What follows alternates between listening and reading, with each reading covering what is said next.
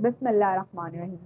ہم نے اکثر دیکھا ہے کہ ہمارے گھروں میں بلیاں آتی جاتی ہیں اور ہم ان کو بھگا بھی دیتے ہیں۔ ہمیں بلیوں کو بھگانا نہیں چاہیے بلکہ ان کے کھانے پینے کا انتظام کرنا چاہیے، انہیں دودھ ڈالنا چاہیے، گوشت، روٹی جو بھی ہمارے پاس موجود ہو ہمیں انہیں دے دینا چاہیے۔ اگر ہم چاہتے ہیں کہ ہمارے گھر میں جو رزق ہے اس کی برکت بہت زیادہ بڑھ جائے، ہمارے گھر میں رزق کی جو آمد ہے وہ زیادہ بڑھ جائے، ہمارے گھر میں رزق میں برکت ہو جائے، تو ہمیں چاہیے کہ ہمارے گھر میں جو بلیاں آتی جاتی ہیں ہم ان کو کھانا بھی ڈالیں، دودھ بھی ڈالیں۔ اکثر لوگ یہ سوال کرتے ہیں کہ جو بلیاں ہیں وہ ناپاک ہوتی ہیں یا پاک ہوتی ہیں، اور جو بلیوں کو پالنا ہے وہ سنت ہے کہ نہیں ہے۔ تو سب سے پہلے تو یہ بتا دوں کہ بلیوں کو پالنا سنت نہیں ہے، لیکن بلیاں اگر گھر میں آ جا رہی ہیں انہیں کھانا دینا، ان کا خیال رکھنا، انہیں دودھ ڈالنا یہ سنت ہے۔ ہمارے نبی پاک صلی اللہ علیہ وآلہ وسلم جب ان کے گھر میں کوئی بلی آتی تھی تو وہ اسے کھانا ڈالتے تھے، دودھ، روٹی، گوشت جو بھی موجود ہوتا تھا وہ اس کو ڈالتے تھے اور اس کا خیال رکھتے تھے۔ اور اگر ہم چاہتے ہیں کہ ہمارے گھروں میں جو رزق کی جو برکت ہے وہ بڑھ جائے تو ہمیں بھی یہ کام بلیوں کے ساتھ کرنا چاہیے کہ ہمارے گھر میں اگر بلیاں آ جا رہی ہیں تو ہمیں انہیں کھانا ڈالنا چاہیے، دودھ ڈالنا چاہیے۔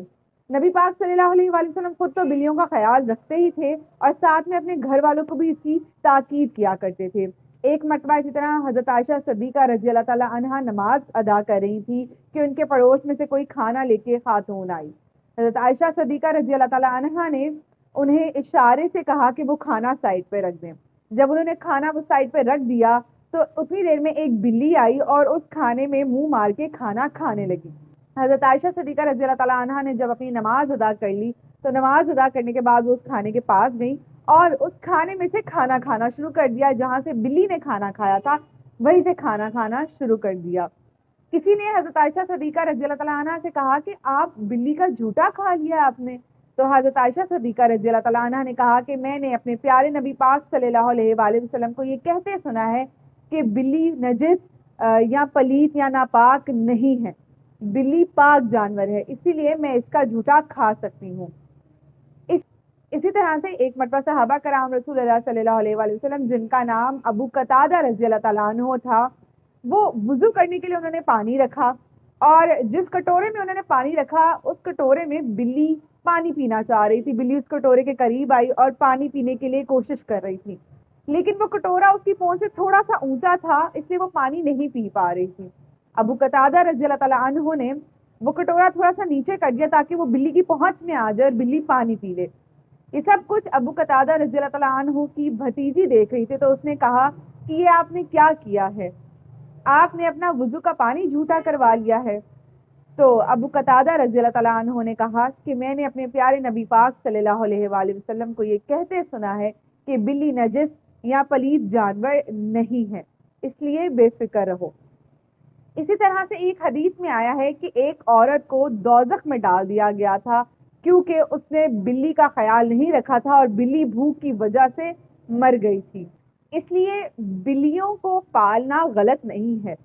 لیکن آپ جب بلیوں کو پالیں تو ان کا خیال بھی رکھیں، ان کے کھانے پینے کا خاص خیال رکھیں، ان کے اٹھنے بیٹھنے کا خیال رکھیں، ان کی صفائی کا خیال رکھیں، انہیں دودھ، گوشت، روٹی، چاول یہ ڈالتے رہیں۔ اسی طرح سے جو گلی محلوں میں بلیاں پائی جاتی ہیں ان کو دودھ ڈالنا، کھانا ڈالنا، پانی ڈالنا یہ بھی سنت مبارکہ ہے۔ نبی پاک صلی اللہ علیہ وآلہ وسلم بلیوں کو کھانا بھی ڈالا کرتے تھے، دودھ، پانی، جو گلی محلے کی بھی ہوتی تھی، اور یہ گھر میں، اور یہ بھی کہا گیا یہ گھر میں آنے جانے والا جانور ہے اس لیے اس کا خیال رکھنا چاہیے۔ حضرت بابا فرید رحمۃ اللہ علیہ فرماتے ہیں